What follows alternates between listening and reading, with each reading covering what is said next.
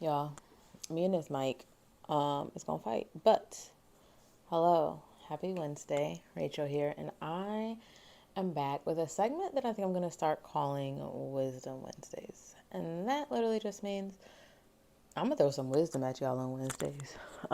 If it resonates, take it. If it doesn't, don't. You ain't gotta do nothing I say. But I guess I got pants on.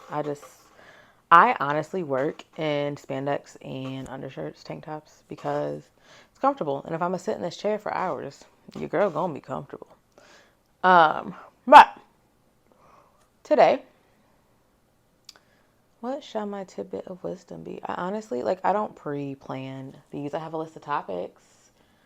Um, let's see what's on my list of topics. See if I can give you some wisdom surrounding my list of topics. Ooh, yes, okay. So it's crazy because it's called Coming Back Now. I was reading Hood Feminism by, I don't know exactly who it's by off the top of my head. And I'm looking at the book, but I can't see her name. But I will post that in the description. I'm reading Hood Feminism. And in reading it, was it Feminism? Or was it Insecure? So I've been reading Hood Feminism and rewatching Insecure. And I've been rewatching Insecure just because it had popped up on, I think somebody said something about it. So I went and watched it. And it is, I'm not a person who usually rewatches shows, so it's giving me a completely different perspective. But one thing that I realized is that you can't avoid hurt. And I know, duh, you can't avoid hurt, but do we really think about the lengths that we go to try to avoid hurt? For example, in Insecure, Molly is really, in the first couple seasons, she's really just out here trying to get her man, trying to do other things. She went to school, she's a lawyer, she's done all the things, and kind of all that's left is to climb the corporate ladder and to be in a relationship. And of course, we journey with her through these relationships, through who she thinks she's supposed to be, through her beliefs of what love is, through her beliefs about marriage. And there's a consistent theme in Insecure, and that's hurt. And the hurt is very realistic hurt. And I was recently talking to my brother-in-law because of some situations that have been going on with some friends and just my feelings about things. And I told him, I was like, I'm a good person. This shit's not supposed to hurt. I'm not supposed to have to go through this mess. And he was like, babes, hurt is a part of life. And he's right. He's not wrong. He ain't never been wrong about that. He been wrong about some things. But hurt is a part of life. And with hurt being a part of life, I think that the way I grew up was that you don't want to be hurt, because if you're hurt, then that means you did something to cause that hurt. And it takes me back to as a kid, just, you would fall and your parents would be like, well, that's why I told you stop running the house. You do something, your parents hit you with well, that's why I said don't do this. Dang, can you even check and see if I'm okay? And honestly, growing up, I grew up very religious, which is something that we will get into. And in growing up religious, my parents' response to things, especially my dad, was, how's your attitude been? I was an anxious girly. Still am some days. So I had an attitude, right? I don't know what you can and can't say on here. So I had an attitude. I had an attitude because things weren't going how I expected them to be. Didn't know how to manage that. So I came off as having an attitude. When in reality, I was just an anxious kiddo because I was always walking on eggshells, trying to not trigger the unknown. Because the unknown, my dad was the unknown. Never knew what mood he was going to be in or how he was going to react. And as I've gotten older, I can understand work be stressful. You a black man in America, and you was a cop, and I know that came with some mess. So yeah, I can understand that. And also, that was not my responsibility to hold. That was not any of my siblings' responsibilities to hold, because it was his responsibility to manage and handle his mess before coming into the house and crapping on everybody, essentially. And honestly, at the no. There was definitely some of it that was like intentional. Like, I had a bad day at work, so I'm gonna go take this out on these kids. You can't tell me that didn't happen. Um, you know what? I'm not even gonna say it was intentional. It might have been subconsciously, but it still affected me the same, right? And it still affected my siblings the same. So the other thing that was always said, or not always said, that was said a lot, was like, you're sensitive. And am. Um, I will cry over, like, I'm a therapist, right? So sometimes my clients get to crying, and I feel the tears coming in the back of my eyes because I can, like, legitimately feel your pain. I can understand where you're coming from. I can see the hurt on your face. And what I've continued to realize in being a therapist is that not trying to avoid hurt tends to cause more hurt. Because say an incident happens, we get our feelings hurt, we process it, we regulate, we process the incident, and we move on. However, if we try to avoid the hurt, like I'll be doing sometimes, then the incident's gonna happen, or we're gonna try to stop the incident from happening. Excuse me. We're gonna try to stop the incident from happening, which you can't happening. I cannot talk today, half the time. It's not just today. We're going to try to stop the incident from happening because we don't want to get hurt. And in doing so, we can cause so much more harm. For example, I am somebody who sees patterns, especially in like other people, right? That's what I do for a living, is I see patterns, help people notice their own patterns, those types of things. And at one point I was talking to a friend, and they were talking to a romantic interest, and that romantic interest, in my opinion, was not a good fit. It wasn't healthy. There were hella red flags. And I told this friend, like, yo, I'm concerned. Here's some red flags I'm noticing. Here's some questions I have for you. Because this friend didn't have any children, but the romantic interested, right? And here's concerns I'm noticing about how they take care of their children. Is that something you really want to be involved in? And because, you know, my perspective, when I'm 12, like, I can understand how having 7 kids, it's going to be by multiple people, it's going to be difficult to, provide them with emotional support, right? How do I know?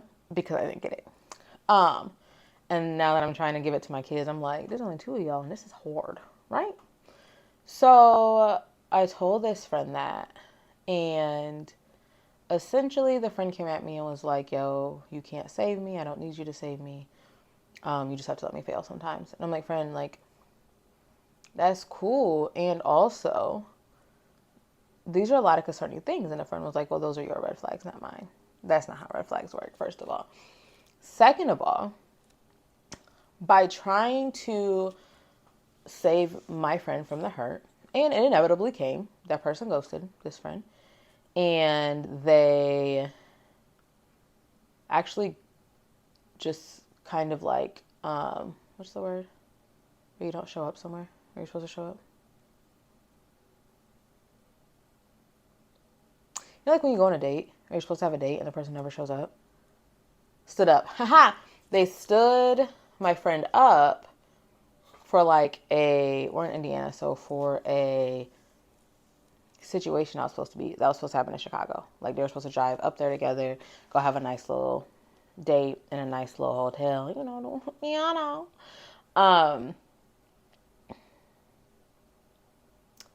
and I think the conversations that we had, my friend and I, and me trying to protect them caused more harm to our relationship than the harm that was already going to come, because the harm was going to come. It did not take a rocket scientist to see that this individual was not. And they was like, how old am I? I'm in my 30s now, so this was a few years ago. So that individual was like in their 40s, 50 bajillion kids. It's an exaggeration, and I'm not judging anybody that has a lot of kids. And also unable to be physically and emotionally present, which we know is a huge piece of abandonment wounds, mother wounds, father wounds, and personality disorders. So, all that to say, you can't avoid hurt. Nothing you do is going to avoid you getting hurt. And so often with anxiety, we try to predict every single thing that could happen so that we can avoid getting hurt. We try to set a path or set things, y'all, this might be crooked, or set things in a way that doesn't allow for there to be disappointment or there to be unknowns or things to happen that we weren't expecting. And unfortunately, in the process of trying to not get hurt, we can cause more harm. Because when we're anxious and trying to avoid things, we also tend to start manipulating things that are not ours to manipulate. We also start trying to take control of things that we truly have no control over. Because at the end of the day, the only thing that you control is your response to things, right? The only thing you control is who's in your circle. So if you have people that are in your circle that continuously hurt you, you can't stop them from hurting you unless you remove them from your circle. And I think that there is a sense of obligation and duty and loyalty and shoulds and supposed tos that people have that stop them from removing the people from their circle that are causing harm to them. And if people that are in your circle are causing harm to you, A, this is your reminder that you can remove them. They don't have to be in your circle. B, they'll be all right. They was all right before you got there. And they'll be all right after you. You don't owe anybody anything. And I don't mean that like you owe people kindness. You owe people respect, right? But you don't owe anybody your time. You don't owe anybody your energy. And every time you return to somebody or something that's continuously hurt you or continuously triggered you, you are choosing to abandon yourself, which just reinforces whatever's driving up that anxiety. So, trying to avoid hurt is a waste of your time. It's a waste of your time because instead of living in the moment, you're in the future, trying to predict and avoid, right? And instead of being in the moment and enjoying the people that are with you or enjoying what's in front of you, you're trying to figure out how you will respond to an unknown situation. And you don't even know how that situation is going to play out at all whatsoever. Or how the other person that's around is going to react. Because if you like me, my anxiety be like, hold on, I made a whole script in my head. And if you don't follow along, you got to go because you should have followed the script and now I'm mad. But how much of your anger is truly hurt?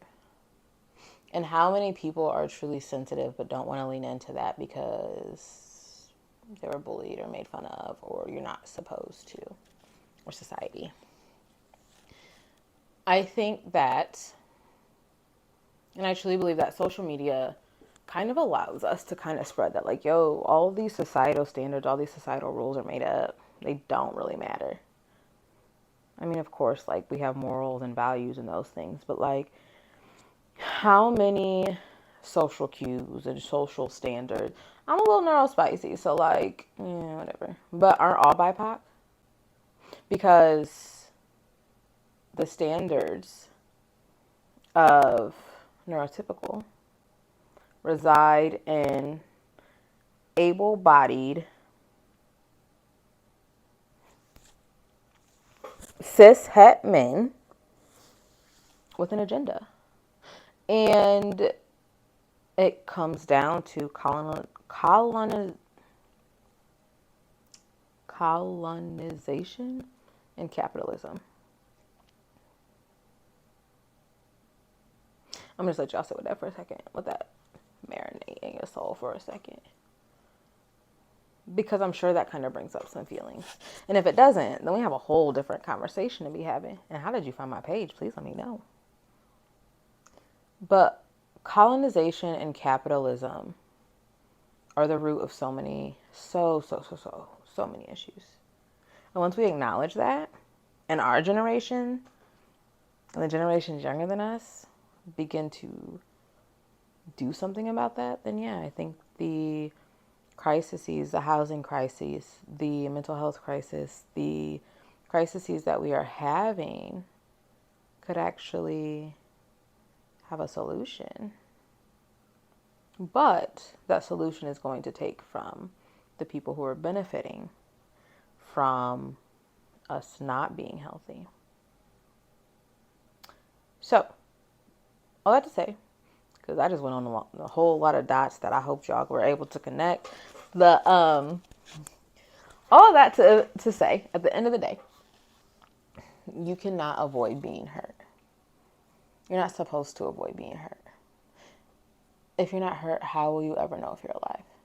And as my brother-in-law said in his text message, if you don't get hurt, then you won't know joy. And I was like, dang it, I hate when you make sense. Because I tell people that all day. If you numb all your feelings, how will you ever feel pleasure? Does the hurt suck? Yeah. Is the hurt fair? No. And you can cry about it because of that.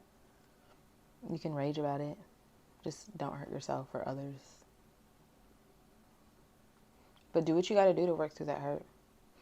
And allow yourself to feel that hurt. Talk to trusted people about that hurt. Talk to a therapist about that hurt if you have nobody else to talk to. And if you can, if it's accessible for you. But talk to somebody about that hurt. About that anger. About the things that you've gone through that you should never have had to go through. About the people who did you wrong. And know that it wasn't in vain. It wasn't for no reason. It might feel like it. It might look like it. But in the long run, there was a reason. There was a lesson there to be learned. There's something that we can take from that. There's something that we can use to grow from that. And something that we can use to guide our future decisions, right? Recently, there was a situation where my feelings were hurt by a friend of mine.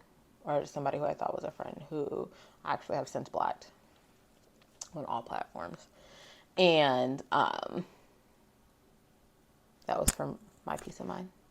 Because my guides were like, I was like, you right. But I was hurt.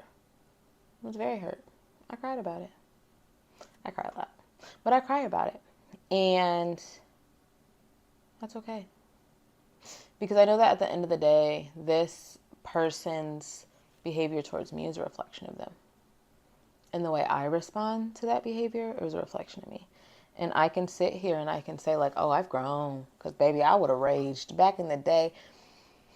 Do not mistake my kindness for weakness. Do not mistake my professionalism to mean that this mouth cannot cut deep.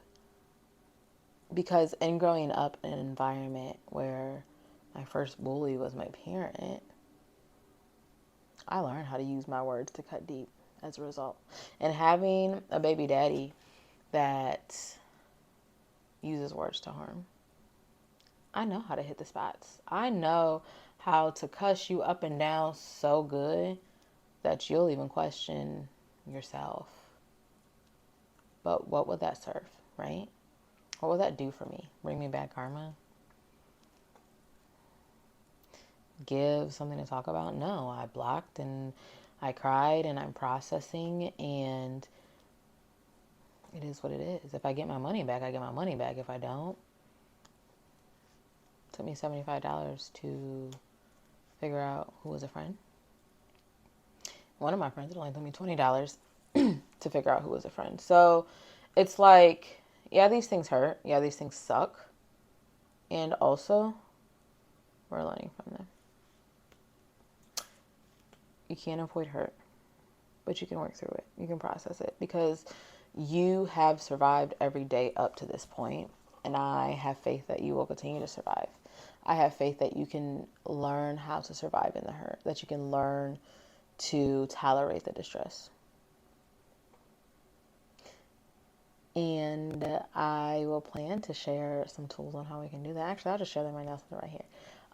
One way we can tolerate that distress, that pain of hurt, is to release it through tears, through writing, through movement. Somehow we got to get it out of our body, right? It's literally, somatics is all about moving your body to release, and depending on where in your body. This is what I believe. I'm not 1,000% sure because I haven't trained in it yet. But from what I understand, it's all about moving your body to release tension, to release trauma, to release all the things. Sorry, I got another session. So move your body. Get it out. Express how you feel. Express the way you were hurt. And if it's just to your best friend, if it's to social media, honestly, do what you got to do. Because at the end of the day, what matters before you go to bed is how you feel and how you treat yourself and how you love on yourself. So avoiding the hurt is what's holding you back. Avoiding the rejection is what's holding you back. Avoiding the conversation because of the outcome the potential outcome that might hurt is what's holding you back. You're in your own way. It's a tough pill to swallow. You're in your own way. I'll be in my own way too. And I'm going to challenge you to not avoid the hurt, to lean into it. What is the hurt teaching you? Is the hurt teaching you that this is a non-negotiable for you in an area that you do not accept this type of behavior? Is the hurt teaching you that the expectations you have for certain things need to be changed? Is the hurt teaching you that there's change that needs to happen within this relationship? And that can even be the relationship with yourself. Are you going and self-sabotaging or living in situations, being in situations that are self-destructive in an attempt to avoid the hurt? And honestly, how is avoiding the hurt working for you? At the end of the day, how is it working for you? It sucks. And nobody prepares us for how much it sucks. Shoot, maybe they did. Maybe they prepared y'all. Nobody prepared me for how much it sucks. And that's okay. Because we have tools. We've got tools, baby. We can write about it. We can talk about it. We can sing about it. I can make some mean-ass poems about it. But at the end of the day, you owe it to yourself to allow yourself to feel the vast range of emotions that exist. And y'all see that? And B,